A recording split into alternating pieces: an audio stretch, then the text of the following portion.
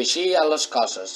L'empetitiment i l'anivellament de l'home europeu tanquen el nostre màxim perill, ja que aquesta visió cansa.